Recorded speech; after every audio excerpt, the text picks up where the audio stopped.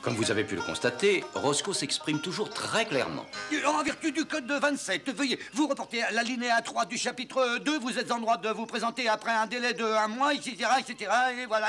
Monsieur le shérif, je ne pense pas avoir tout à fait saisi. Oui, ça n'est pas mon problème. Je me contrefiche que vous saisissiez ou non. Croyez-moi, vous aurez tout le loisir de réfléchir au problème quand vous passerez 10 jours et 10 nuits à l'ombre des barreaux. 10 jours pour s'être un peu amusé. Oui, très bien. Disons 8 jours, ça sera ma dernière offre. 6, 4, adjugé. Oh, shérif, je suppose qu'ici, comme en Angleterre, nous devons tout d'abord passer en jugement. T'as affaire à plus malin que toi, Roscoe. Non, il n'est pas plus malin que moi. J'en sais bien plus que lui. Je sais que le juge du comté, il s'absente pour 2 semaines. Ça signifie que je peux vous enfermer tous en prison jusqu'à ce qu'il revienne. Et ça, c'est pas mal, hein? Bon, enfin, c'est ce qui est dit dans la deuxième version du code pénal. La deuxième version du code pénal, fais voir. Mais si, j'ai écrit là. Cette deuxième version du code pénal décrit tout ce qu'un shérif doit faire et que Roscoe ignore bien souvent. Vous faites tous du beau travail. Très bien.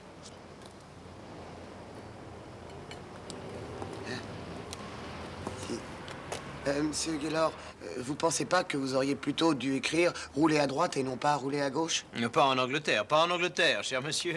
Oui, pas en Angleterre, cher monsieur. Mais on n'est pas en Angleterre, là. Beau travail, Roscoe.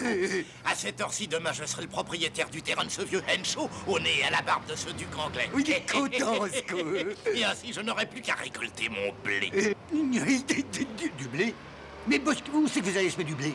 Je pensais que vous alliez vendre ce terrain à une chaîne de supermarchés. Mais oui, pauvre crétin. Parler de blé, c'est... Enfin, bien, c'est une façon de dire que je vais toucher $250 000.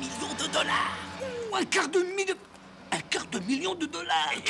Ah, j'ai quelque chose à vous demander. De ce $250 000, combien que je vais toucher, moi? Presque rien. Comment? En ma qualité de beau-frère, Roscoe, il est de mon devoir de veiller à tes intérêts, c'est ce que je fais. Alors jamais, tu m'entends, jamais je ne me pardonnerai s'il fallait que, par ma faute, tes impôts sur le revenu augmentent. Ah oui.